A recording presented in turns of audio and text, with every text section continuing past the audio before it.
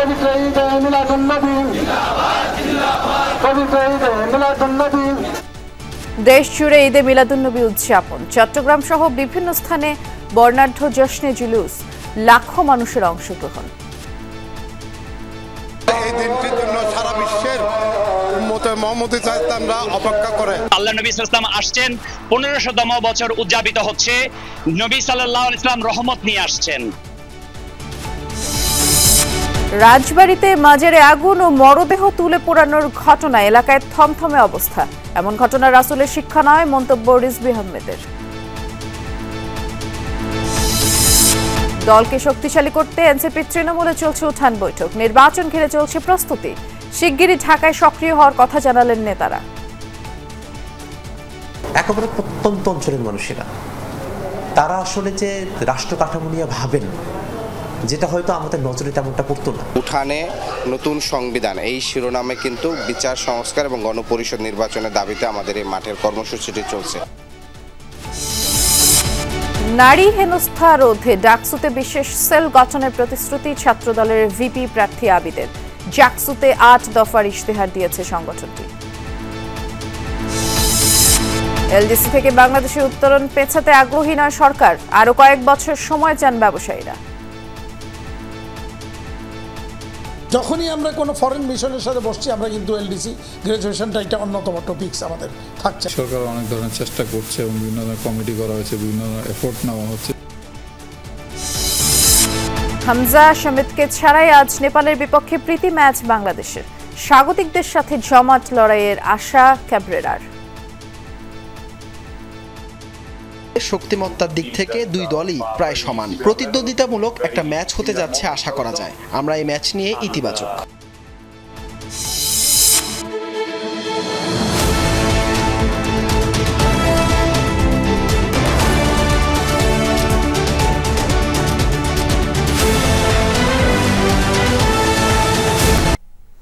আজ পবিত্র ঈদে মিলাদুন্নবী, দেশের বিভিন্ন স্থানে নানা আয়োজনে উদযাপিত হচ্ছে দিনটি। জশ্নে জুলুসে অংশ নিয়েছেন বিপুল সংখ্যক মানুষ। সকাল থেকেই চট্টগ্রামে আঞ্জুমানে রহমানিয়া আহমদিয়া সুন্নিয়া ট্রাস্টের উদ্যোগে শুরু হয় জশ্নে জুলুস। নেতৃত্ব দেন পাকিস্তানের দরবারে শরিকতের সাজ্জাদ শিন পীর আল্লামা সৈয়দ মোহাম্মদ সাবির শাহ। 8:30টায় ষোলশহরের আলমগীর খানকায়ে কাদেরিয়া সৈয়দিয়া তৈয়বিয়া থেকে শুরু হয় ঐতিহাসিক জশ্নে জুলুস। বিবিরহাট, মুরাদপুর, ষোলশহর 2 নম্বর গেট, জিএসসি মোড় ঘুরে জামিয়া আহমদিয়া সুন্নিয়া আলিয়া মাদ্রাসা ময়দানে মাহফিল এবং জোহরের নামাজের মধ্য দিয়েই এই জুলুস শেষ হবে।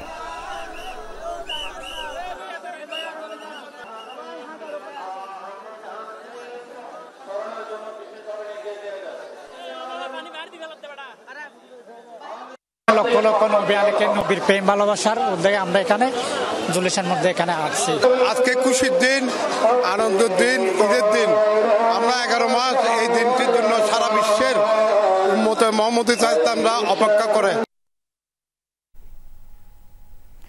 পবিত্র ঈদে মিলাদুন্নবী উপলক্ষে কক্সবাজারে আনন্দ মিছিল হয়েছে। সকালে মহেশখালী, কুতুবদিয়া, চকরিয়া সহ বিভিন্ন স্থানে বের করা হয় জশ্নে জুলুস। অংশ নেন নানা বয়সী বিপুল সংখ্যক মানুষ। এ সময় বিভিন্ন গুরুত্বপূর্ণ সড়ক প্রদক্ষিণ করে জুলুসের মিছিল।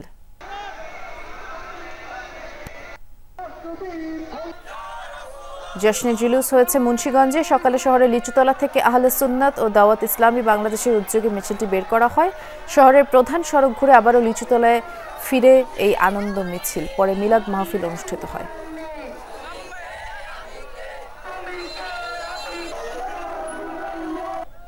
ময়মনসিংহ পবিত্র ঈদে মিলাদুন্নবী উপলক্ষে জশ্নে জুলুস হয়েছে। সকালে লালকুঠি দরবার শরীফ থেকে আনন্দ মিছিল বের হয়।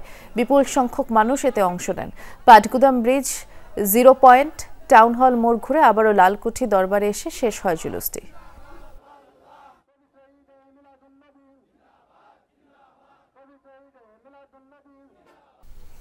পবিত্র ঈদে মিলাদুন্নবী উপলক্ষে দেশের বিভিন্ন স্থানে নানা আয়োজনে উদযাপিত হচ্ছে দিনটি। আমরা চট্টগ্রামের খোঁজ খবর জানবো। আমাদের সহকর্মী শহীদুল সুমন আছেন, আমরা একটু দেখে আসতে চাই কি আপডেট তার কাছে আছে। আমরা জশ্নে জুলুসের এখনকার যে অবস্থা সেটি জানতে চাচ্ছিলাম সুমন।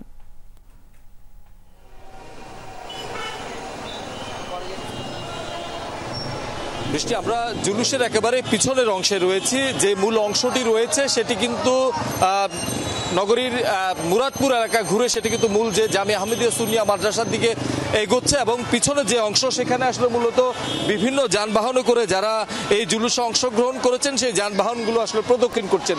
আমরা দেখছি সড়কও প্রচুর পরিমাণ মানুষের চাপ রয়েছে। যারা ধর্মপ্রাণ মুসল্লি সকাল থেকেই এই যে নগরীর বিভিন্ন প্রান্ত সহ বিভিন্ন উপজেলা থেকে এসেছেন, তারা কিন্তু জুলুসে অংশগ্রহণ করেছেন। কয়েক কিলোমিটার হেঁটে কিন্তু তারা এখন মূল যে জুলুস সেই জুলুসের সাথেই তারা জামিয়া আহমেদিয়া সুন্নিয়া মাদ্রাসার দিকে যাচ্ছেন। আমরা সকাল থেকে আসলে দেখছি বিভিন্ন শ্রেণী পেশার মানুষ, বিভিন্ন বয়সী মানুষ তারা কিন্তু এই জুলুসে অংশগ্রহণ করেছেন, এবং কয়েক কিলোমিটার তারা হাঁটার পরও তারা আসলে বলছে তাদের মধ্যে যে ক্লান্তি সেই ক্লান্তিবোধ তাদের মধ্যে নেই। তারা একেবারে স্বতঃস্ফূর্তভাবেই এই জুলুসে অংশগ্রহণ করছে। আমরা দেখছি প্রায় 54 বছর ধরে চট্টগ্রাম 1974 সাল থেকেই এই চট্টগ্রামে জুলুস অনুষ্ঠিত হয়েছে। সেটির আকার প্রথমে যেমন ছিল সেটি বাড়তে বাড়তে এখন কিন্তু আয়োজকরা বলছেন প্রায় 80 লাখ মানুষ আজকের যে জুলুস সেখানে অংশগ্রহণ করেছেন, এবং সেই সাথে তারা আয়োজন করেছেন, তারা কিছু নিষেধাজ্ঞাও দিয়েছেন। আমরা দেখছি নারীদেরকে এই জুলুসে অংশগ্রহণ করতে তারা না করেছেন, এবং নিরাপত্তার কারণে তারা বলছেন ড্রোন না উড়ানোর জন্য, এবং সেই নির্দেশনাগুলো আমরা দেখেছি সাধারণ যারা ধর্মপ্রাণ মুসল্লিরা রয়েছেন যারা জুলুসে অংশগ্রহণ করেছেন তারা প্রতিপালন করেছেন।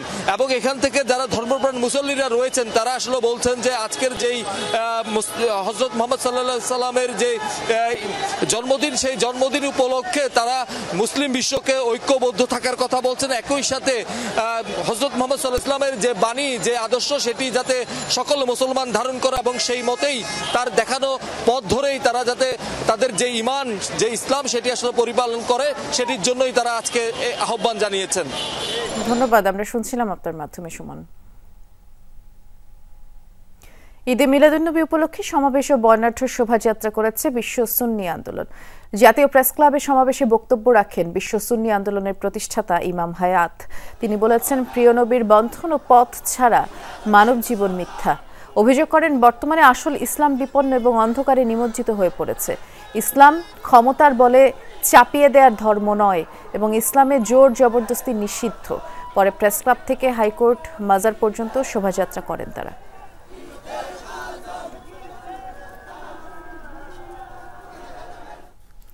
ঈদে মিলাদুন্নবী উপলক্ষে আঞ্জুমানে রহমানিয়া মইনিয়া মাইজ ভান্ডারিয়ার উদ্যোগে রাজধানীতেও জশ্নে জুলুস হয়েছে। সকালে সোহরাওয়ার্দী উদ্যানে জড়ো হন হাজার হাজার ধর্মপ্রাণ মুসলমান, এবং জুলুস পূর্ব সমাবেশে যোগ দেন আঞ্জুমানে রহমানিয়া মইনিয়া মাইজ ভান্ডারিয়ার চেয়ারম্যান শাহজাদা সৈয়দ সাইফুদ্দিন আহমদ আল হাসানি। দোল চত্বর, শিক্ষা ভবন হয়ে কদম ফোয়ারা ঘুরে এই জশ্নে জুলুস আবারও সোহরাওয়ার্দী উদ্যানে শান্তি সমাবেশের মাধ্যমে শেষ হবে, আর সেখানে সমাবেশে বক্তব্য রাখবেন সৈয়দ সাইফুদ্দিন আহমদ আল হাসানি।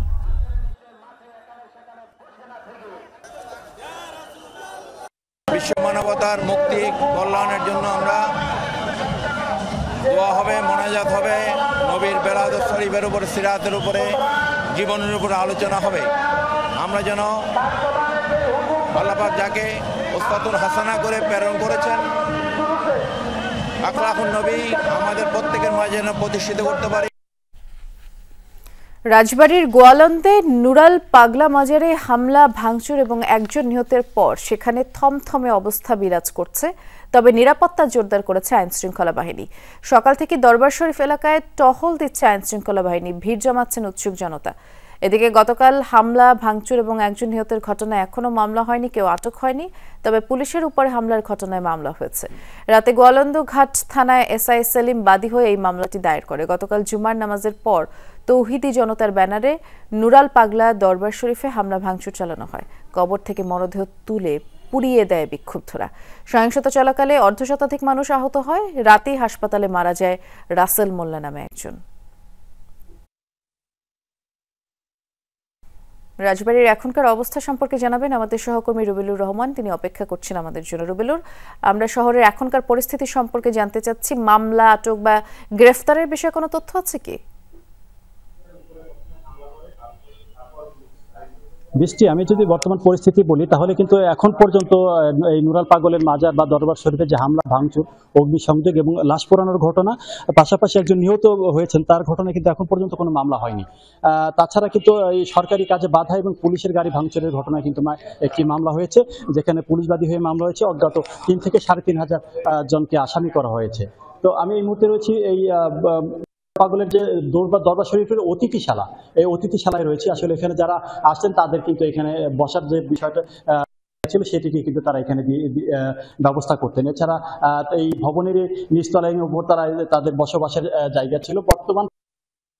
আসলে বর্তমান পরিস্থিতি অনেকটাই স্বাভাবিক হয়ে এসেছে এবং অতিরিক্ত পুলিশ মোতায়েন রয়েছে, সেনাবাহিনীর এলাকায় টহল দিচ্ছেন এবং তারা নিরাপত্তা জনিত কাজ করছেন। তবে উৎসুক জনতা যারা রয়েছেন তারা কিন্তু আসলে বাড়িতে প্রবেশের চেষ্টা করছেন এবং বাড়ির আসলে ভিতরে যে কি ঘটেছে সেটি দেখার জন্য চেষ্টা করছেন। তবে প্রশাসনের বাধার কারণে কিন্তু ঢুকতে পারছেন না।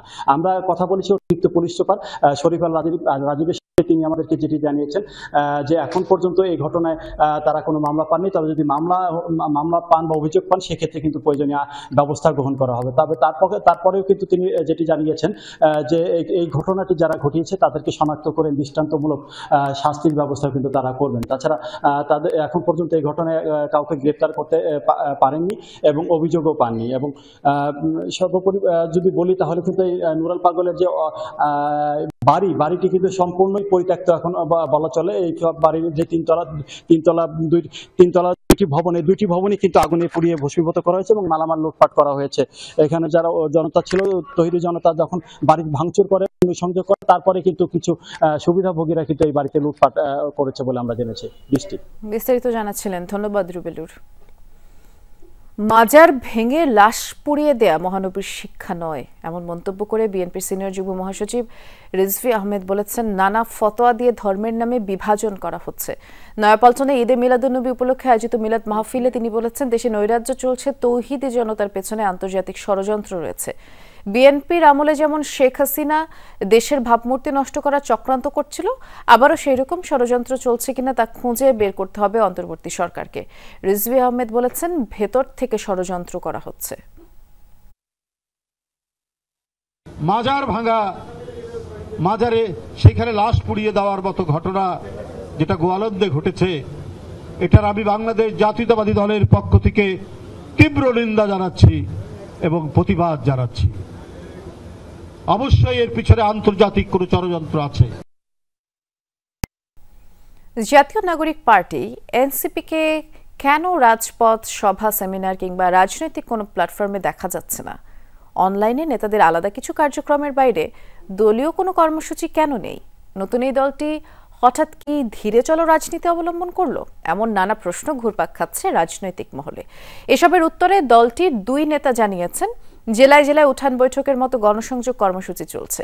সাধারণ মানুষের মতামত নিয়ে এনসিপি নির্ধারণ করছে আগামীর কর্মপরিকল্পনা। সহকর্মী লামিয়া তিথি কথা বলেছেন এই 2 নেতার সাথে। 28 ফেব্রুয়ারি আত্মপ্রকাশ করে জুলাই আন্দোলনে নেতৃত্ব দেয়া শিক্ষার্থীদের দল জাতীয় নাগরিক পার্টি এনসিপি। আত্মপ্রকাশের পর থেকেই নানা ইস্যুতে রাজপথ, আলোচনা আর সমালোচনায় সরব দলটির নেতাকর্মীরা।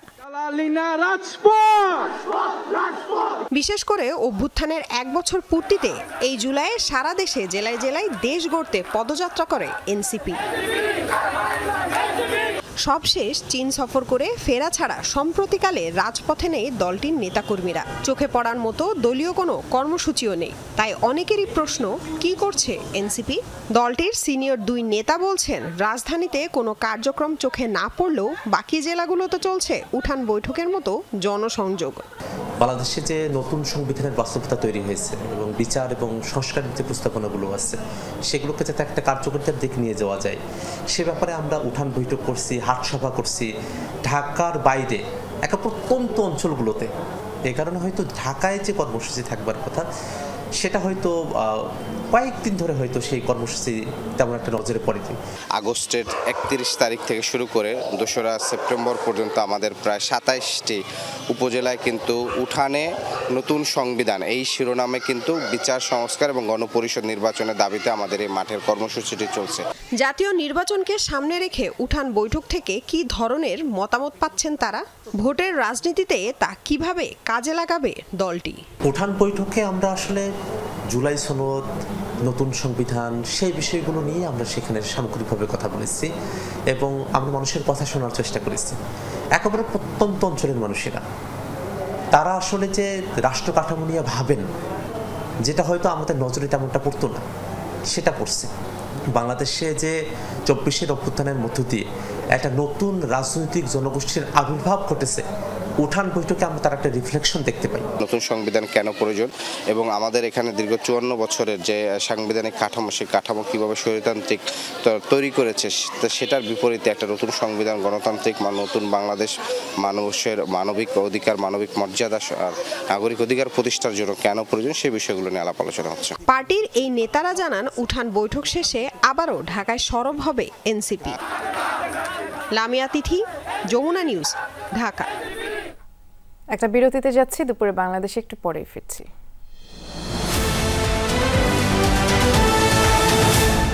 বিএনপি মহাসচিব মির্জা ফখরুল ইসলাম আলমগীরের সাথে সৌজন্য সাক্ষাৎ করেছেন নবনিযুক্ত পাকিস্তানের হাইকমিশনার ইমরান হায়দার।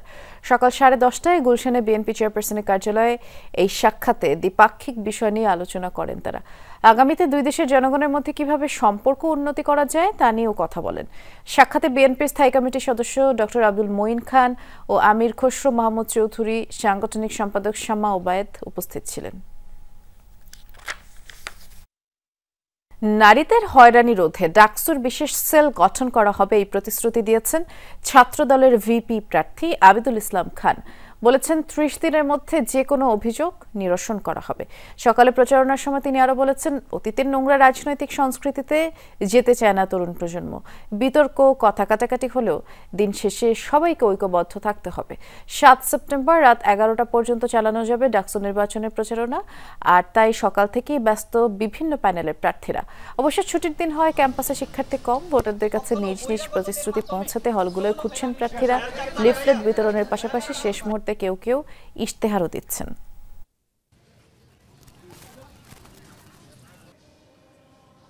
আশা করি 9 তারিখ পর্যন্ত যদি এই পরিবেশ অক্ষুণ্ণ থাকে তাহলে একটা উচ্ছ্বাসপূর্ণ, আনন্দ সহযোগিতাপূর্ণ একটা ডাকসু আমরা পেতে যাচ্ছি। আমরা চাই ভোটের দিন যেন আমাদের যে বাসের ট্রিপ আছে ঢাকা বিশ্ববিদ্যালয়ে, সেটা যেন আধা ঘন্টা পর পর থাকে। ডিসইনফরমেশন ছড়ানো হচ্ছে অনেক ক্যান্ডিডেটকে তুলে ধরার জন্য বা কাউকে ডাউন করার জন্য। তো আমি ঢাকা বিশ্ববিদ্যালয়ের শিক্ষার্থীদের উদ্দেশ্যে বলবো যে কোনো আনঅথেন্টিক সোর্স থেকে কোনো সোশ্যাল ক্যাম্পেইনে আপনারা বিভ্রান্ত হবেন না। ডাকসুর আন্ডারে এমন একটা সুরক্ষা সেল করা হবে যেটা 30 দিনের মধ্যে এই ধরনের কেসগুলোকে নিষ্পত্তি করার জন্য জোরদার করবে এবং সেটা করে ছাড়বে আর কি। তো সুতরাং নারীদের বিষয়টাতে আমরা যথেষ্ট কনসার্ন আছে, আমরা নিরাপদ ক্যাম্পাস বিনির্মাণ করতে চাই। আর দুদিন পরেই ডাকসু নির্বাচন, শেষ সময়ের প্রচারণা কেমন চলছে সেটি জানতে আমরা ঢাকা বিশ্ববিদ্যালয়ে যাচ্ছি। সহকর্মী সুমাইয়া ঐশী আছেন সেখানে। ঐশী, ক্যাম্পাসে প্রচারণার সবশেষ আপডেট জানাবেন, যেহেতু ছুটির দিন এবং 7 তারিখ রাত 11টা পর্যন্তই তো প্রচারণা চালাতে পারবেন, বেশি সময়ও তো হাতে নেই।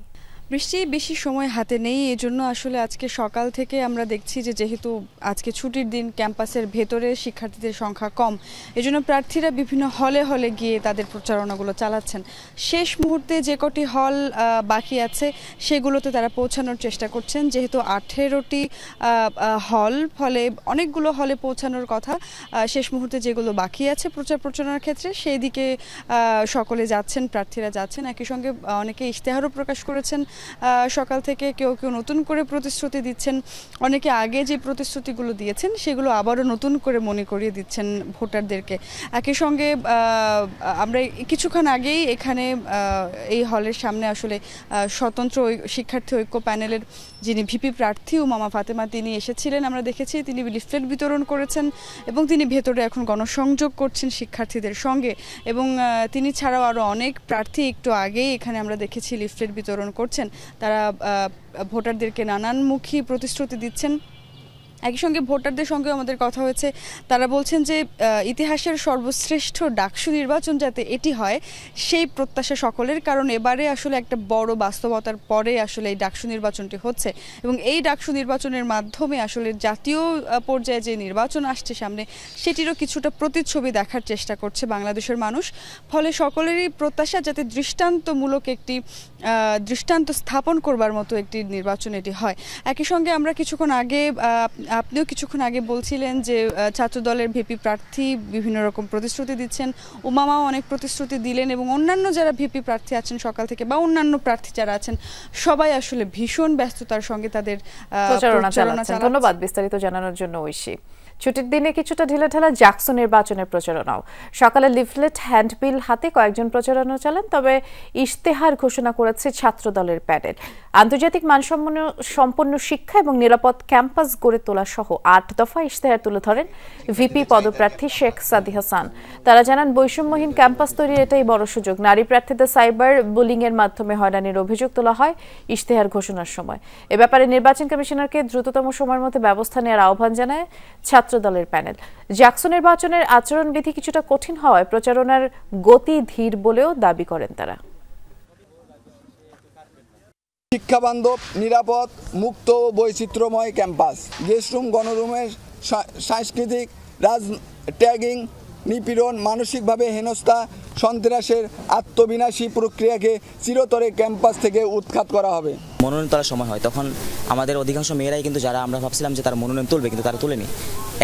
এর একটা বৃহত্তম কারণ ছিল যে তারা নাকি বিভিন্ন থ্রেট পাচ্ছে। আমাদের এখানে প্রচারণার বেসিসটা হচ্ছে যে আমি প্রথমত দুইভাবে চালাচ্ছি, সেটা হচ্ছে যে ডিপার্টমেন্ট ভিত্তিক এবং হল ভিত্তিক।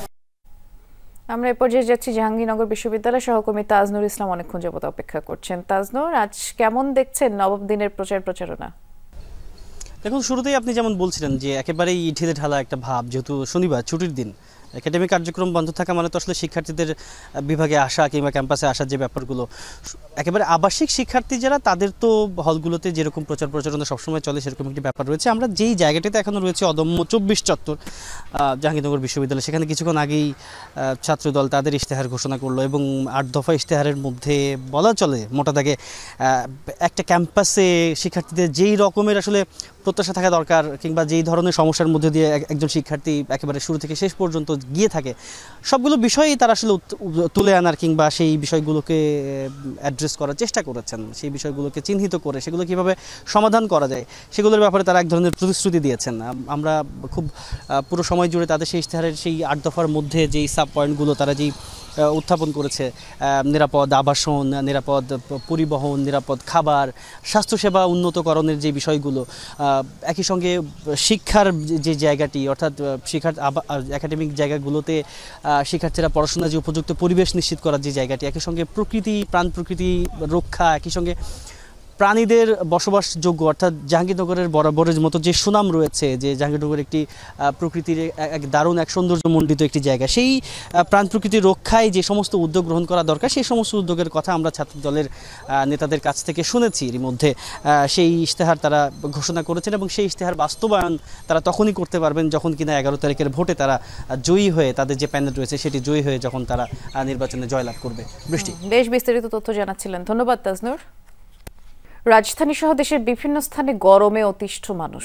আবহাওয়া অফিস জানিয়েছে আজ বৃষ্টির সম্ভাবনা কম, এবং আর কি জানিয়েছে আমরা আরেকটু বিস্তারিত জানবো। আবহাওয়া অফিসে আমাদের সহকর্মী রিয়াজ রায়হান আছেন। রিয়াজ, কয়েকদিন ধরেই তো তাপমাত্রা একেবারে 40 ডিগ্রি ছুঁই। বৃষ্টি নিয়ে কোনো সুখবর দিল কি আবহাওয়া অফিস?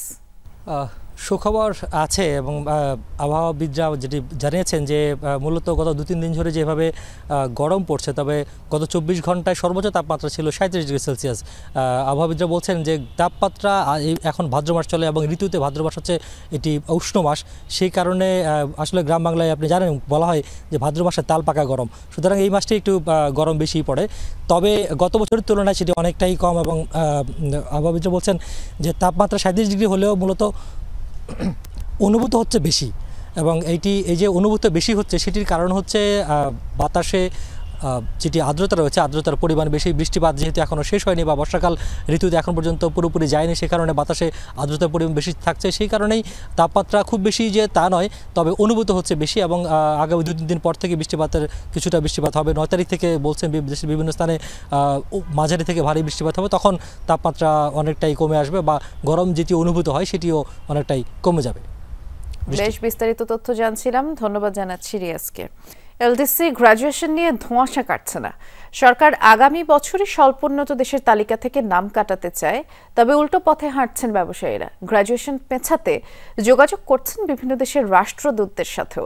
বলছেন প্রস্তুতি ছাড়া উন্নয়নশীল দেশ হলে বিপদে পড়তে হবে। অন্যদিকে জাতিসংঘে আগের সরকারের জমা দেওয়া তথ্য উপাত্ত খতিয়ে দেখার পরামর্শ অর্থনীতিবিদদের। 60-এর দশক থেকে অর্থনৈতিক ও সামাজিক প্রেক্ষাপট বিবেচনায় সব দেশকে উন্নয়নশীল ও উন্নত দেশে ভাগ করে জাতিসংঘ, আর যারা তার থেকেও পিছিয়ে তাদের বলা হয় স্বল্পোন্নত। এই তালিকা প্রথম হয় 1971 সালে। বাংলাদেশ এলডিসি তালিকা থেকে বের হবার সুপারিশ পায় 4 বছর আগে। কথা ছিল পরে 3 বছর যাচাই করা হবে মাথাপিছু আয়, মানব সম্পদ উন্নয়ন আর অর্থনৈতিক ভঙ্গুরতা সূচক। এই পরীক্ষা উতরে গেলেই হওয়া যাবে উন্নয়নশীল দেশ, যদিও কোভিডের জন্য এলডিসি গ্র্যাজুয়েশনের সময় 2 বছর পিছিয়ে দেওয়া হয়। কিন্তু এখন বেঁকে বসেছেন ব্যবসায়ীরা। দাবি, উন্নয়নশীল দেশ হয়ে গেলে হারাবে রপ্তানির বিভিন্ন সুবিধা, মিলবে না সস্তা ঋণ। তাই 2032 সাল পর্যন্ত এলডিসিতেই থাকতে চান তারা। গেল মাসেই সংবাদ সম্মেলন করে জানান, মাঝের সময়টাই উৎপাদনশীলতা বৃদ্ধি আর নতুন বাজার তৈরিতে মনোযোগ দেবেন তারা। প্রস্তুতি নেওয়ার সময়টা পাইনি।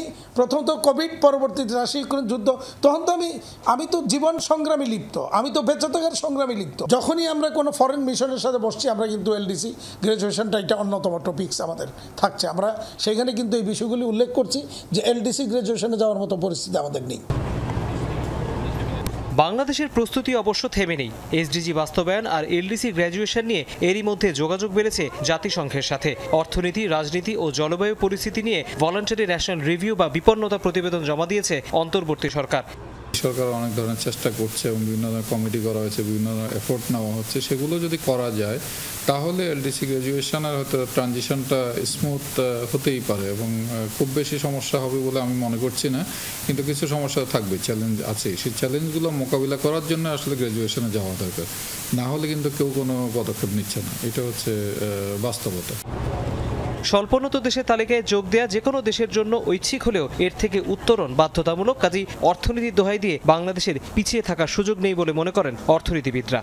টেকনিক্যাল অ্যাসেসমেন্টটা তাহলে প্রপারলি করান, যেহেতু দাবি উঠছে।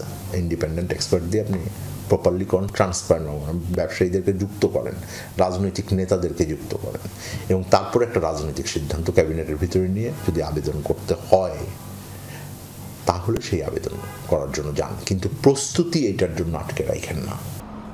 এলডিসি উত্তরণ পেছাতে সরাসরি জাতিসংঘ সাধারণ পরিষদে আবেদন করতে পারে বাংলাদেশ। সেক্ষেত্রে প্রভাবশালী এক বা একাধিক দেশের সহায়তা লাগবে। এটি না চাইলে জাতিসংঘের ইকোসক কমিটিতে যৌক্তিক কারণ দেখিয়ে চিঠি লিখতে হবে সরকার প্রধানকে। তৌহিদ হোসেন, যমুনা নিউজ, ঢাকা।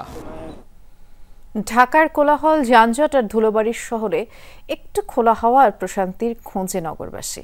আর সেই তৃষ্ণা মেটাতে উত্তরার দিয়াবাড়ির লেক হয়ে উঠছে রাজধানীবাসীর অন্যতম গন্তব্য। সেখানে গেলেই দেখা মেলে এক টুকরো শান্ত জলের রাজ্য। শুধু সৌন্দর্য উপভোগের জন্যই নয়, বরং পানির বুকে রোমাঞ্চ খুঁজে পেতেও ভিড় করেন নগরবাসী। যানজট আর অট্টালিকার এই নগরীতে বুক ভরে নিঃশ্বাস নেওয়ার সুযোগ নেই খুব একটা। সপ্তাহ জুড়ে কর্মব্যস্ততায় হাঁপিয়ে ওঠা মানুষ খুঁজে ফেরে সবুজের সান্নিধ্য আর মুক্ত হাওয়া। একটু নিরিবিলি সময় কাটাতে আর প্রশান্তি পেতে রাজধানীবাসীর ভরসার স্থান হয়ে উঠেছে উত্তরার দিয়াবাড়ি।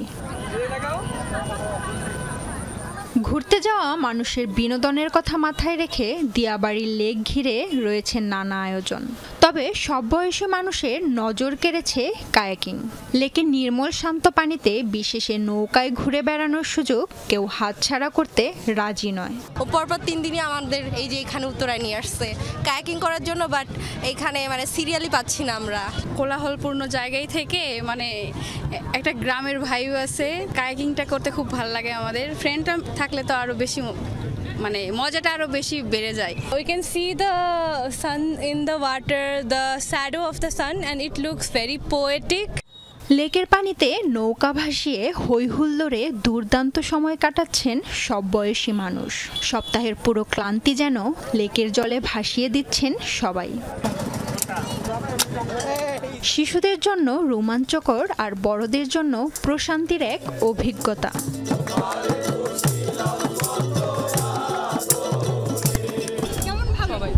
অনেক ভালো। কেমন লাগছে?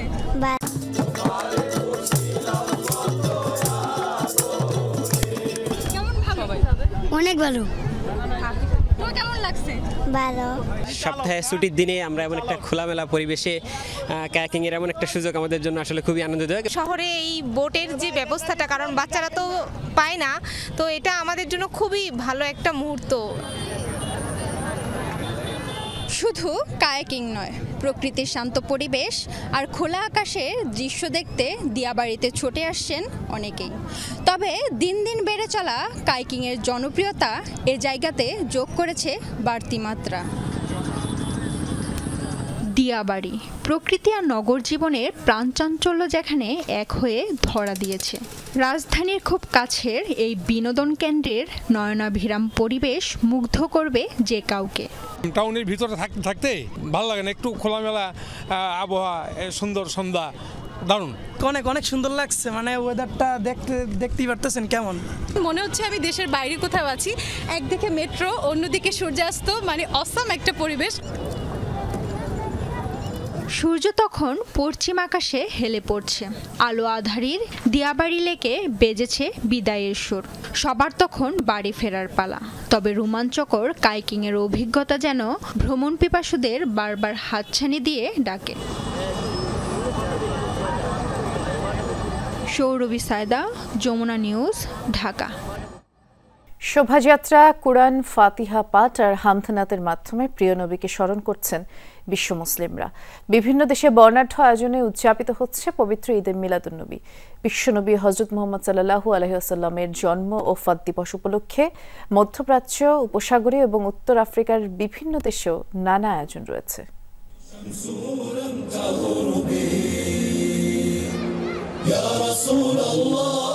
ইয়েমেনের রাজধানী সানা যেন জনসমুদ্র। পবিত্র ঈদে মিলাদুন্নবী উপলক্ষে আয়োজন করা হয় এই শোভাযাত্রার, যাতে অংশ নেন লাখো লাখো মানুষ। মহান আল্লাহর প্রতি আনুগত্য আর তার রাসূলের প্রতি ভালোবাসা জানিয়ে পাঠ করা হয় দরুদ এবং নাত। বিশাল এই সমাবেশে উঠে আসে গাজা এবং ইয়েমেনে ইসরায়েলি আগ্রাসনের ইস্যুটিও। রাসূল সাল্লাল্লাহু আলাইহি সাল্লাম সারা জীবন নির্যাতিতদের পক্ষে ছিলেন। ইয়েমেনের মানুষ নির্যাতনের শিকার, তাই রাসূল সাল্লাল্লাহু আলাইহি সাল্লামের প্রতি আমাদের এই ভালোবাসা। প্রতি বছরই এই আয়োজন করে থাকি আমরা। ইসরায়েলের বিরুদ্ধে লড়াইয়ের মধ্যেও আমাদের এই উদযাপন চলছে। 570 খ্রিস্টাব্দের 12ই রবিউল আওয়াল জন্মগ্রহণ করেন প্রিয় নবী। মানব জাতিকে সঠিক পথ প্রদর্শনের জন্য পুরো বিশ্বের জন্যই রহমত হিসেবে পাঠানো হয় তাকে।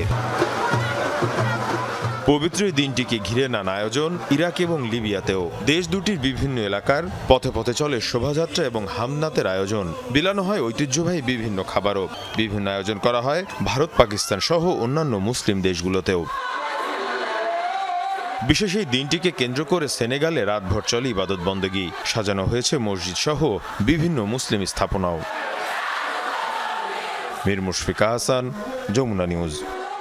এ যেন আলোর নিচেই অন্ধকার। খ্যাতির সুড়ঙ্গ বেয়ে যখন ছুটে চলছেন ক্রিকেটার নাসু মোহাম্মদ, তখন শেষ বয়সে দরিদ্রতায় ধুঁকছেন তারই বাবা আক্কাস আলী। ছেলের সাথে যোগাযোগ না থাকায় পেশা হিসেবে বেছে নিয়েছেন সিকিউরিটি গার্ডের চাকরি। যদিও নাসুমের দাবি প্রতি মাসে টাকা পাঠিয়ে দায়িত্ব পালন করছেন তিনি। সিলেট থেকে সহকর্মী আহমেদ শাহিনের ছবিতে আরেক সহকর্মী নাবিল হোসেনের রিপোর্ট। প্রথম দেখায় মনে হতে পারে সাধারণ কোনো নিরাপত্তারক্ষীর প্রাত্যহিক জীবনযাপন। তবে পরিচয় পাওয়ার পর চোখ কপালের তিনি বাংলাদেশ জাতীয় ক্রিকেট দলের নিয়মিত সদস্য স্পিনার নাসুম আহমেদের পিতা। প্রায় 4 বছর ধরে ছেলের সাথে তার কোনো যোগাযোগ নেই। জীবন চালাতে চলতি বছর থেকে সিলেটের হাউজিং স্ট্রিট এলাকায় 8,000 টাকা মজুরিতে নিরাপত্তারক্ষীর কাজ নেন তিনি। এখন সেই টাকায় চলে তার জীবন। তবে বাবা হিসেবে নাসুমের প্রতি কোনো অভিযোগ নেই। ছেলে কষ্ট পাবে বলে এড়িয়ে যান সবই। বিগত 4 বছর কোনো যোগাযোগ নেই। আমি বড় কিছু করে এটা আমি দোয়া করি, কিন্তু আমার তার কাছে কোনো অভিযোগ নেই। বাবা হিসেবে চাওয়া পাওয়ার কিছু নেই আমার। নাসুমের আত্মীয় এলাকাবাসী জানান, নাসুমের বিয়ের পরই বাবা ছেলের সম্পর্কে শুরু হয় টানাপোড়েন। যদিও তীব্র অভাব আর কষ্ট সহ্য করে নাসুমকে ক্রিকেটার বানানোর বড় অবদান ছিল আক্কাস আলীর। আমরা বাঁচি যাই খুব মায়ারও আছে, কিন্তু কিতার লাগে যে বিয়ার পর থেকে কিতার হয়েছে আমরা নিজেও করতাম পারি। ফুয়া যেহেতু অত বড় বাপের সেবারা যত্ন করে না, তাই আমরা কাছে অনেক দুঃখ নানি। তার আব্বা রিক্সা চালাইতো, রঙর কাম মানে তরকারি কাম, বহুচুর কষ্ট তাইন সম্মুখীন হয়েছে। পরবর্তীতে যে সময় তাইন আপনার জাতীয় টিমত চান্স পাইন, ওই সময় তাইনর মা মারা যান। এরপরে কিতা লইয়া তাইনর বাবারে তাইন আলাদা রাখছেন। তবে নাসুমের দাবি, প্রতি মাসেই বাবার কাছে পর্যাপ্ত টাকা পৌঁছে দিয়ে দায়িত্ব পালন করেন তিনি। আমি তো আমার সবকিছুই করতেছি, শুধু এইটাই আমার সাথে থাকে না, এইটাই শুধু জানি আমার মাসে মাসে একটা অ্যামাউন্ট দিতে হবে ওনার জন্য, আমি দিতেছি। এই তো উনি ওনার কাজই করবে, ওনার মতো করেই থাকবে, তো আমার তো আর কিছু করার নাই। বাবা ছাড়াও নাসুম আহমেদের পরিবারে আছেন স্ত্রী, এক কন্যা ও ছোট বোন। মা মারা যান 2021 সালে। নাবিল হোসেন, যমুনা নিউজ, সিলেট। বয়স মাত্র 11, ঢাকার রাস্তায় ফেরি করে বেলুন বেচেন, কিন্তু রিয়াদের ফুটবল প্রতিভা দেখে যে কেউ অবাক হবেন। বড়দের বিপক্ষে চোখ জোড়ানো গোল করে মাঠ মাতাচ্ছেন স্বপ্ন একদিন খেলতে চান হামজার সাথে। অমিত সম্ভাবনাময় এই ক্ষুদে ফুটবলারের খবর জানাচ্ছেন সহকর্মী মেহেদি নাইম, ক্যামেরায় ছিলেন আরেক সহকর্মী শাফিন আহমেদ বাবু। এমবাপ্পের ফুটবল খেলা ডিক্কে ডিক্কে খেলা শিখছি। জীবন সংগ্রামের মানেই বুঝে উঠতে পারেননি, কিন্তু ফুটবল আর জীবন দুটো নিয়েই রীতিমতো লড়াই করছেন। 11 বছরের রিয়াদের গল্পটা আপনাকে ভাবাবে। খুব ভালো গেম সেন্স ওর আছে, পাশাপাশি ফ্রি স্টাইল করে খুবই ভালো, এটাও অসাধারণ। তো মূলত হয় যারা ফ্রি স্টাইল করে ওরা গেম খেলতে পারে না, আবার যারা ভালো গেম খেলে ওরা ফ্রি স্টাইল করতে পারে না, কিন্তু দুইটাই ওর মধ্যে আছে। দুবেলা দুমুঠো ভাতের জন্য রাস্তায় বেলুন বেচেন, বাকি সময় মাঠের এক পাশে বেলুন রেখে খেলেন ফুটবল। মনটা যে পড়ে থাকে এই মাঠেই। Passing, dribbling, free style, Riyad এক অবিশ্বাস্য ন্যাচারাল ট্যালেন্ট। আমি একদিন দিক দিয়ে বেলুন লয়া না 5 তুইছি, 5 টার পরে ঢুকছি, ঢুকার পরে স্যারে হইতাছে এমন না স্যারে কইতাছে তুমি খেলবা, আমি কইছি জি। পরে আরেকদিন আমি সকাল সকাল আইছি, পরে বেলুন তো স্যারের দিকে ভিতরে ঢুকলাম, স্যার আমার খেলা দেখলো, খেলা দিকে পরে আমার লইছে। সবার পায়ে বুট থাকলেও রিয়াদ খেলেন খালি পায়ে। বুট কেনার টাকা তো দূরের কথা, পরের বেলা কি খাবেন তারই ঠিক নেই। জীবনের পথে আটকে গেলেও ডি বক্সে তাকে কেউ আটকাতে পারে না। বড়দের বিপক্ষেই করেন একের পর এক গোল। রিয়াল মাদ্রিদ সুপারস্টার কিলিয়ান এমবাপ্পেকে দেখেই তার ফুটবলার হয়ে ওঠা। আমি ভাই মিললে বেলুন বেশি, আর আব্বু বয়ে থাকে, আব্বু এখন গ্যান্ডারির মেশিন হয়েছে, গ্যান্ডারি বেছে বয়ে থেকে বাসার সামনে, আর আম্মু আর বোন দেশে থাকে। ওর বাবা আমাকে বলছে যে আমার ছেলে তো আসলে আমি ওকে ঠিক মতো ভরণ পোষণ দিতে পারছি না, বা আমি ওকে লেখাপড়া করা দরকার ছিল সেটা পারছি না আমার অভাবের কারণে। তা ওকে এখন আমি বেলুন বিক্রি করতে দিই, কিন্তু ও করে কি বেলুনগুলো রেখে খেলার মাঠে চলে যায়। তো সারাদিন পরে বাসায় যখন যায় বেলুন আর বিক্রি করতে পারে না, এর জন্য প্রতিদিন বকা খায়। আমার আব্বু গেলতে দেয় না, পরে বাইক আমার বুট ফালাই দিছে, লাল শপিং ব্যাগে তুইছি, বাইরে নিয়ে ফালাই দিছে। আজকে পুরা ঘর বিছায় আইলাম, নাই বুট মুট কিনুই নাই। এরকম হয়েছে যে ফুটবল খেলার জন্য মার খেয়েছো? খাইছি 5-6 বার। মাসিল এদিক দিয়ে আব্বু কিন্তু দায়িত্ব টঙ্গি মাল আনতে, পরে আমি গেলি আব্বু কিন্তু কথা না কয়া দায়গা। যাওয়ার পরে আমি বাসায় গেলে মাল বিচ্ছে, পরে গেলে মাসছে। রিয়াদের স্বপ্ন একদিন হামজার সঙ্গে খেলবেন। অভাবের তাড়নায় ছাড়া পড়াশোনাটাও আবার শুরু করতে চান। যেই বয়সে ঠিক এরকম খেলনাগুলো দিয়ে রিয়াদের খেলা দরকার ছিল, ঠিক সেই বয়সেই তার সমবয়সী কারো কাছে বিক্রি করে হয়তো জীবন ধারণ করতে হচ্ছে। জার্মানিতে একটা কথা প্রচলিত আছে, জার্মানির যেই প্রান্তেই ফুটবলাররা খেলুক না কেন, জার্মানি ফুটবল ফেডারেশন তাদের খুঁজে বের করে ন্যাশনাল ফুটবল টিমে খেলার উপায় করে দেয়।